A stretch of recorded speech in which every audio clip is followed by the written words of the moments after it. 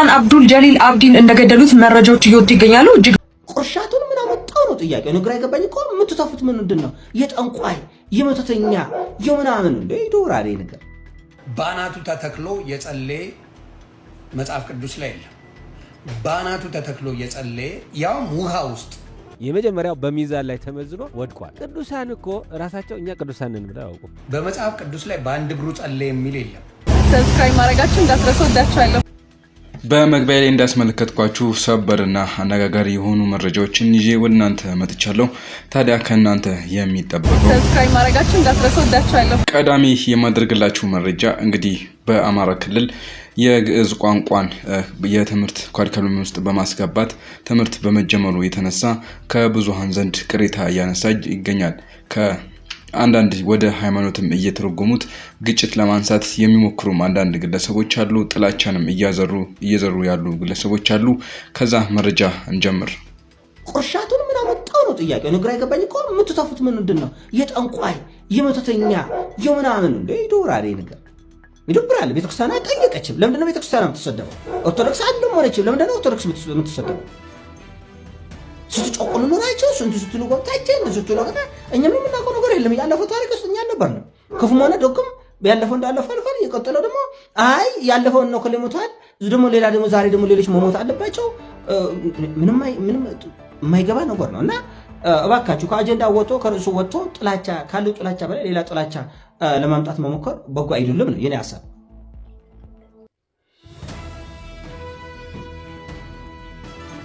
ለምንድነው ከአጀንዳ የምንወጣው?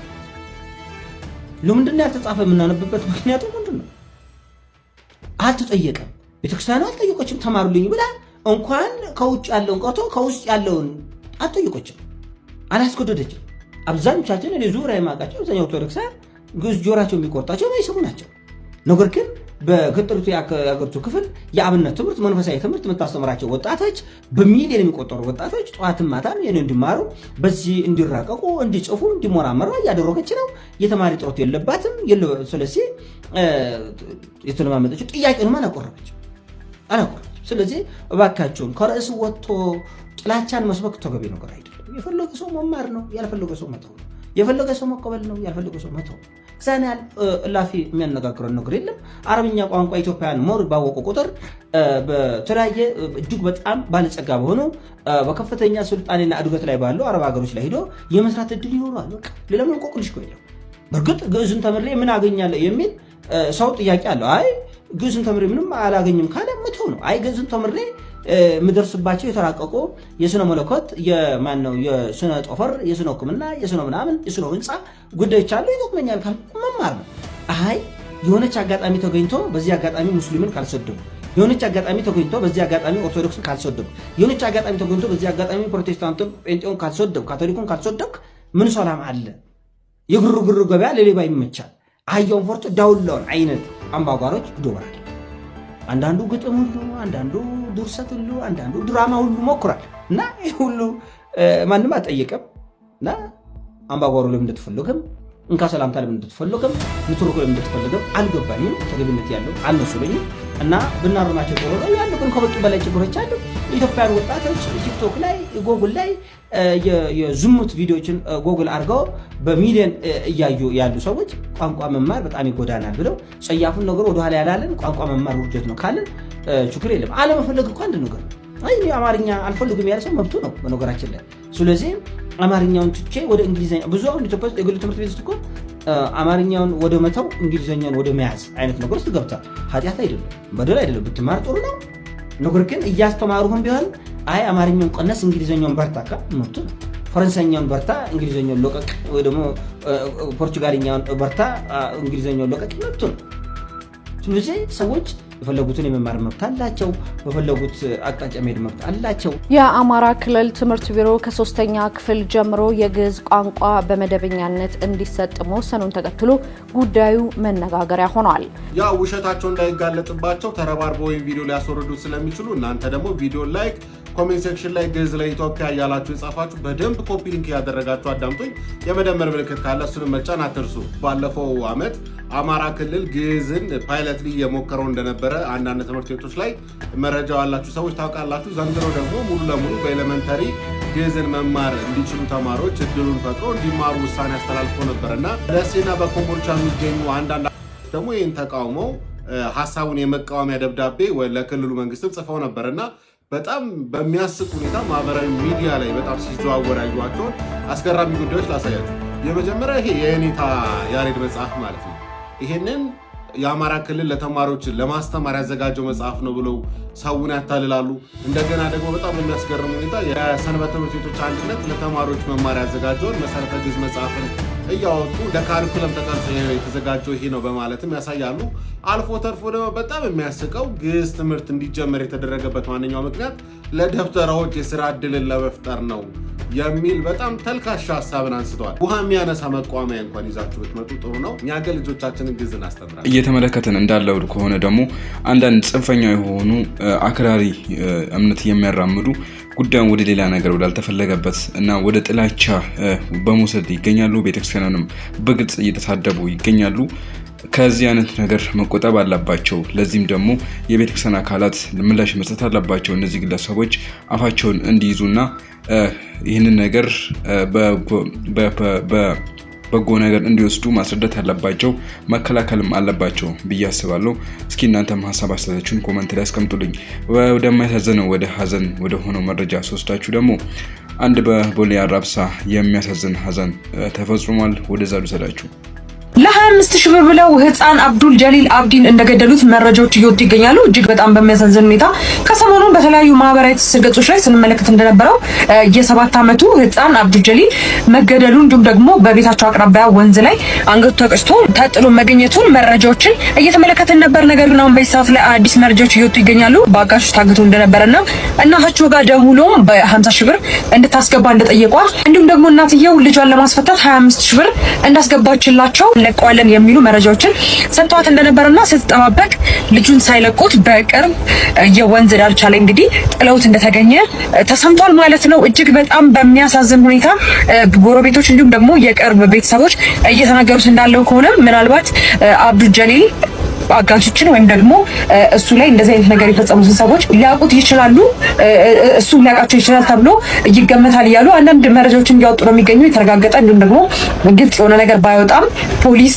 ይዞታል። ፖሊስ ምርመራውን ካጠናቀቀ በኋላ አዳዲስ መረጃዎች ካሉ ይዤላችሁ እመጣለሁ። እጅግ በሚያሳዝን ሁኔታ ግን አብዱል ጀሊል በሚያሳዝን ሁኔታ በአጋቾች መገደሉ ታውቋል ማለት ነው። በአዲስ ምን አይነት ጭካኔ ነው? ከማንስ ጋር ነው እያኖርን ያለ ነው? ይህን የምትመለከቱትን የ7 ዓመት ህጻን ልጅ በሚያሳዝን ሁኔታ ገለውታል። የ7 ዓመት ህጻን ልጅ አብዱል ጀሊል አብዲ መስከረም 17 ክርስቲያን ጎረቤት ጓደኞቹ ጋር ዶሮ ስላየ አራስ ለሆነችው እናቱ ማየ ለኔም ዶሮ ግዢ ብሎ ከተማጸናት በኋላ ቦሌ አራብሳ ከሚገኘው ኮንዶሚኒየም ቤታቸው ወጥታ ገዝታለት ስትመለስ የመጀመሪያ ልጇን አብዱን ግን ልታገኘው አልቻለችም። ቤተሰብም ልጃቸውን ፈልገው ሳያጡ ለባዮሽ ጎልፌ በጎ አድራጎት ያለውን ሁኔታ ነግረው እዛ ላይ እንግዲህ የልጁ ፎቶ ተለቆ ነበረ።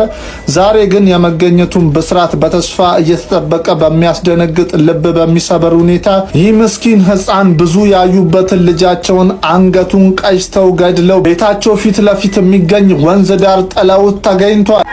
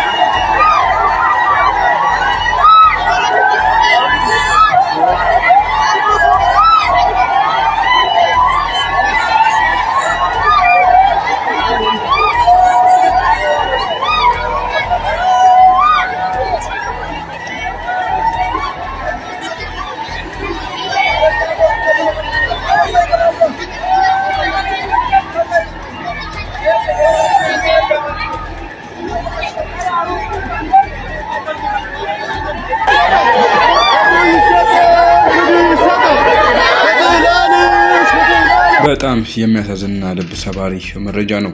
እንግዲህ መንግስት እነዚህን ወንጀለኞች በቁጥጥር ስር አውሎ የሚገባቸውን ፍርድ ይሰጣቸዋል ብለን ተስፋ እናደርጋለን። ለቤተሰቦቹ መጽናናትን እንመኛለን።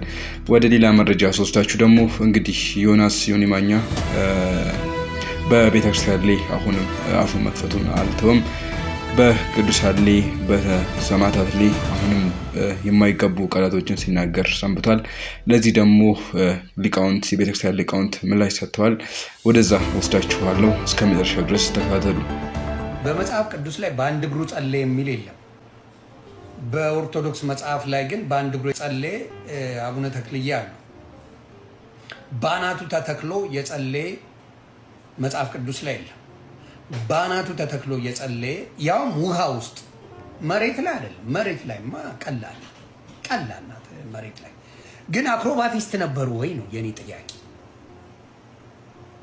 አክሮባት ይችሉ ነበር ከመሆናቸው በፊት አክሮባቲስት ነበሩ። ምክንያቱም ባናት መቆም ዝም ብሎ አይቻልም፣ ክብልል ይባላል።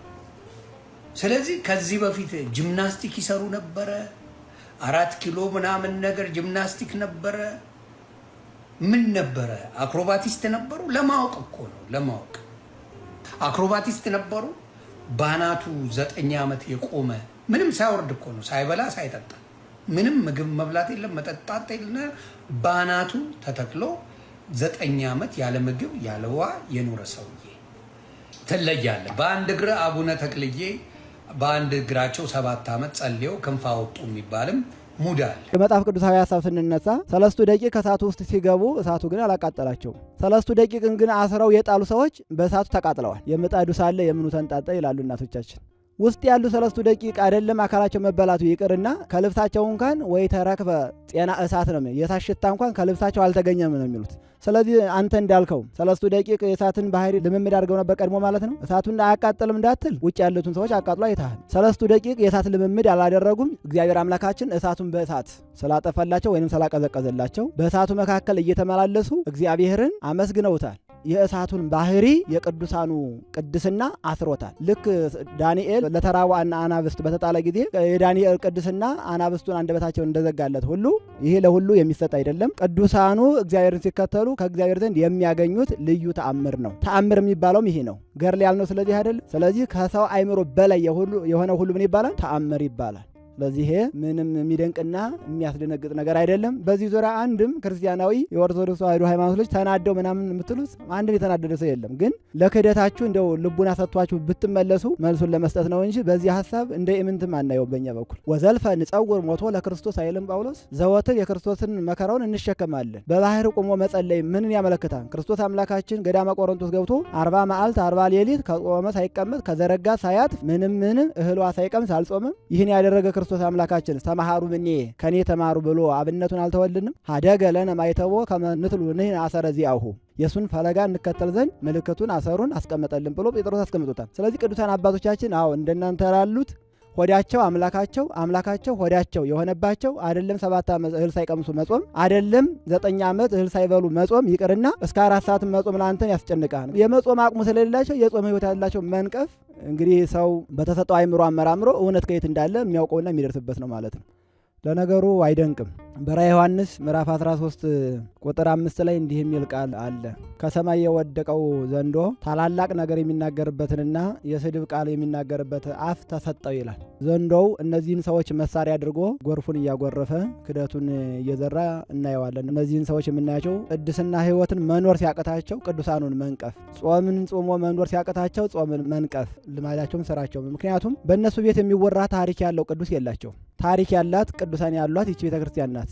የወይን ግንዱን እስከ ቅርንጫፉ አቅፋ የያዘች ቅድስት ቤተክርስቲያናችን ስለሆነች ቅዱሳኑን መተቸት ሙያ አድርገውት መተዳደሪያም የእንጀራ ማግኛም ስላደረጉት አሁን ጊዜው ሰርቶ መብላት ሳይሆን ሰድቦ መብላት ስለሆነ ያለው ነገር በዚህ የስድባቸው ውጤት ብዙ እንጀራ ብዙ ብር ስለሚያገኙበት ቢሳደቡ አይደንቀንም። ምክንያቱም ክርስቶስ ሲሰድቡት አልተሳደበም። መከራ ሲያደርሱበት አጻፈውን ልመልስ አላለም። የክርስቶስን ፈለግ የምትከተል ሐዋርያዊት ኦርቶዶክሳዊ ተዋሕዶ ቤተክርስቲያናችን እንደነዚህ ላሉ ወንድሞቻችን እህቶቻችን ለሚያሳድዷችሁ ጸልዩላቸው ተብሎ እንደተነገረን ልቡናቸውን መልስላቸው፣ ያንተን ማስተዋል አድላቸው ብለን ቤተክርስቲያን ትጸልይላቸዋለች። ሐዋርያው ቅዱስ ጳውሎስ ምንድነው ያለው? በአንደኛ ቆሮንቶስ መልእክቱ ምዕራፍ 4 ላይ እነሱ ይሰድቡናል፣ እኛ ግን እንመርቃቸዋለን። እነሱ ያሳድዱናል፣ እኛ ግን ከሀገራችሁ አናውጣችሁ፣ ከመንግስተ ሰማይ ያውጣችሁ ብለን እንጸልይላቸዋለን፣ እንማልድላቸዋለን ብሎ በግልጽ አስቀምጦታል። ቅዱስ አባታችን አቡነ ተክለ ሃይማኖት ሆነው ቅዱስ አባታችን አቡነ ገብረ መንፈስ ቅዱስ ጸሎታቸው ይጠብቀን፣ በረከታቸው ይደርልንና በእግዚአብሔር ያመኑ በዓለም ያላቸውን ሁሉ ትተው የተከተሉ ስለሆነ ለምሳሌ ክርስቶስ አምላካችን በባህር ላይ ተራምዷል። ይህንን ደግሞ የክርስቶስ ደቀ መዝሙር ቅዱስ ጴጥሮስ አድርጎታል። በባህር ላይ እንደ የብስ መሄድ ታደርገዋለህ አንተ እንደ ጴጥሮስ ወንድማችን አሁን ይሄን የተናገርከው። ስለዚህ የቅዱስ ጴጥሮስ አምላክ አቡነ ገብረ መንፈስ ቅዱስን ባህር ላይ ቆመው እንዲጸልዩ ቢያደርጋቸው ምንድነው የሚሳነው? ለእግዚአብሔር የሚሳነው ነገር አለ እንዴ? የለም። ቅዱስ ጴጥሮስ በባህር ላይ ሄደው እኮ አንተ ማታደርገውን ነው። ስለዚህ ቅዱስ ጴጥሮስ በባህር ላይ እንደሄደ አባታችን ገብረ መንፈስ ቅዱስም ስለራሳቸው ብቻ ሳይሆን ስለኛ ስለአንተም ጭምር የኢትዮጵያን ሰዎች መተላለፋቸውን ኃጢአታቸውን ይቅር በልልኝ ብለው ቁርጥ የሆነ ልመና መልስ ከእግዚአብሔር ዘንድ እስከሚያገኙ ድረስ ጸለዩ፣ በራሳቸው ቆሙ ሲባል ይህን ነገር ቀድሞ ስፖርት ይሰራል ወይ ተለማምዶት ሆነ የሚለውን ነቀፋ የወረደ ሐሳብ ነው። መጽሐፍ ቅዱስ ውስጥ የመጀመሪያው በኦሪት ላይ የምናገኘው 10 የኦሪት ትእዛዛት ናቸው። የመጀመሪያውና ዋናው አፍቅሮ ለእግዚአብሔር አምላክከ በኩሉ ልብከ ነው። ፈጣሪ እግዚአብሔርን በፍጹም ልብህ ውደደው አምልከው ነው። ሁለተኛው አክብር አባከ ወእመከ፣ አባትህንና እናትህን አክብራቸው እርዳቸው ነው። ሶስተኛው አፍቅር ቤተከ ከመ ነፍስከ፣ ባልንጀራህን እንደ ራስህ አድርገህ ውደድ ነው። እንግዲህ ከዚህ ውስጥ ስናነሳ ፍቅረ እግዚአብሔር አለ፣ ፍቅረ አቦም የአባትናት ፍቅር አለ፣ ፍቅረ ቢጽ የባልንጀራ ፍቅር አለ። ማንኛውንም ሰው እንድንነቅፍ በመጽሐፍ ቅዱስ ውስጥ አልታዘዝንም ማለት ነው። ለምን ከተባለ አባት እናታችን፣ እህት ወንድሞቻችን፣ ባልንጀሮቻችን እንድናከብራቸው ታዘናል። ይሄኛው ግን ምንድነው? ባልንጀራንም ከማክበር አልፎ ወዴት ብሏል ማለት ነው? እግዚአብሔር ያከበራቸውን ሰዎች ወደ መዝለፍ ደረጃ ተመቷል ማለት ነው። ስለዚህ መጽሐፍ ቅዱስን አያውቅም ማለት ነው። እሱ የመጀመሪያው በሚዛን ላይ ተመዝኖ ወድቋል። ቅዱሳን እኮ ራሳቸው እኛ ቅዱሳን ነን ብለው አያውቁም። ኦሪት ዘሌዋውያን ላይ ያለው ምዕራፍ 19 ያለ ቃል አለ። ቅዱሳን ኩኑስ ማንሄ ቅዱሳን አለ እግዚአብሔር። እኔ አምላካችሁ ፈጣሪያችሁ ቅዱስ ነኝና እናንተም ቅዱሳን ሁኑ አለ። እግዚአብሔር በባህሪው ቅዱስ አምላክ ነው። ቅዱስናው የባህሪው ነው። ከዛ በኋላ እግዚአብሔር የቀደሳቸው ያከበራቸው አክብረውት የከበሩት ሰዎች ደግሞ ቅዱሳን ተብለው ይጠራሉ። ቅዱስ ማለት ልዩ ክቡር ማለት ነው። ከዚህ ከዓለም ርኩሰት፣ ከዚህ ከገቢር ኃጢአት፣ ከዚህ ሁሉ የተለዩ ማለት ነው። ከዚህ ከዓለም ርኩሰት፣ ከገቢር ኃጢአት፣ ከዚህ ሁሉ ሲለዩ ወደ ማን ነው የሚቀርቡት? ወደ እግዚአብሔር። የእግዚአብሔር ቀራቢዎች ማለት ነው። ክርስቶስ ራሱ እኔ ድል ነስቸዋለሁ እናንተም ድል ንሱት ባለው መሰረት እሳት አይበላቸውም ከበቁ በኋላ ቅዱሳን፣ ውሃ አይወስዳቸውም ከበቁ በኋላ ቅዱሳን። ምክንያቱም በዓለም ያለውን ነገር ሁሉ ድል ነስተውታል። በመጽሐፍ ቅዱስ ውስጥ ዳንኤል ከአንበሳ ጋር ነበረ። አንበሳ ምግብ የሚፈልግ ነው፣ ከቴም ሰው አግኝቶ ሰባብረው የሚመገብ ነው። ነገር ግን እሱ ወደ ጉድጓዱ ሲጣል ተቀበሉት ነው የሚለው። እንዲያውም እግሩን ይልሱት ነበረ። አቡነ ገብረ መንፈስ ቅዱስ ነብርና አንበሳ ከሳቸው ጋር ነበር አብሯቸው። በዚህ መሰረት ነው እንግዲህ አቡነ ገብረ መንፈስ ቅዱስን ገድላቸውንም አጠቃላይ ስራቸውን የምንቀበለው። ለምን? በመጽሐፍ ቅዱስ ውስጥ ዳንኤል ከአንበሳ ጋር ነበረ። በተፈጥሮ ደረጃ አቡነ ገብረ መንፈስ ቅዱስና ዳንኤል ሁለቱም የአዳም ልጆች ናቸው። ልዩነታቸው ከኛ ከሰዎች በጾማቸውና በጸሎታቸው ከእግዚአብሔር ጋር ባላቸው ቀረቤታ ነው። ቅዱሳኑን የምናከብራቸውና አዋልድ መጻሕፍትን፣ ገድላት፣ ድርሳናትን በዚህ መዝንን ነው የምንቀበላቸው። እስራኤል በሙሉ ተሰብስበው ነበሩ አይደል? ሙሴም ነበረ። እስራኤላውያን እኮ ለቅሶ ላይ ነበሩ። ፈርዖን መጣ ተብሎ በቃ ከኋላ በጣም ፈርተው እየተጨናነቁ ነው። ግን ሙሴ ባህር መታ ሲባል መታ፣ ውሃውን ከፍሎ አሻገራቸው። ይሄ እኮ ውሃን ምን ድል መንሳት አይደል? ታዲያ ሙሴ በውሃ በባህር መካከል እስራኤልን ከፍሎ አሻገረ ብሎ ገብረ መንፈስ ቅዱስ በውሃ ላይ ቆመው ጸልዩ ሲባል ምንድን ነው ልዩነቱ? ምናልባት እሳቸው ወደ አፍሪካው ምድር ስለሆኑ እንዲሁ በጣም የሚገርም ነገር ነው። እውነቴን ነው። ሌላው ስለ አቡነ ተክለ ሃይማኖት ጦር አድርገው በአንድ እግር ቆመው ስለመጸለይ፣ ስለ ቅድስት ክርስቶስ ሰምራ ጦር አድርጎ ስለመጸለይ ሂደን እኮ ዕለተ ዓርብ ላይ ነው የምንገባው። ከዕለተ ስቅለት ነው የምንገባው። ለምንድን ነው ያንን ጦር ያደረጉት? የክርስቶስን እኮ በጦር የተወጋውን እኮ መከራውን እያሰቡ እኮ ነው። የቅዱሳን ሂደታቸው መንገዳቸው በአጠቃላይ ከዕለተ ዓርብ የወጣ አይደለም። ያንን እያሰቡ ነው። አንዳንዶቹ ጀርባቸውን እየገረፉ፣ አንዳንዶቹ በጦር እየተወጉ። እነዚህ ሰዎች የፈጸሙት ክርስቶስ በዕለተ ዓርብ የፈጸመው የደረሰበትን መከራውን ሁሉ በማሰብ እኮ ነው። መራራ ሐሞት ኮሶ የሚጠጡ የሉም እንዲህ በየዕለተ ዓርብ። እንዲሁ ዝም ብሎ ለማውራት አይደለም። ስለዚህ ባለማወቅ ዝም ብለው ተነስተው ቅዱሳኑን ሲሰድቧቸው ስንሰማቸው እውነት ለመናገር እኛ እንደ ስጋ ልንናደድ እንችላለን። ለእነሱ ግን ሙሉ መረጃውን በዶንኪ ቲዩብ ላይ ገብታችሁ መከታተል ትችላላችሁ። ለሊቃውንቱ እግዚአብሔር አምላክ ቃሎትን ያሰማልን፣ እግዚአብሔር ስጥልን እንላለን። ወንድማችን እሸቱም ኮሜዲያን እሸቱም እናመሰግናለን። እግዚአብሔር በእድሜና በጤና ይባርክ። እስከ መጨረሻው ድረስ አብራችሁ ስለቆያችሁ እጅግ አመሰግናለሁ። በሌላ በአዲስና በአስተማሪ መረጃ እስከመጣ ድረስ ሰላም ቆዩልኝ። ቻው ቻው።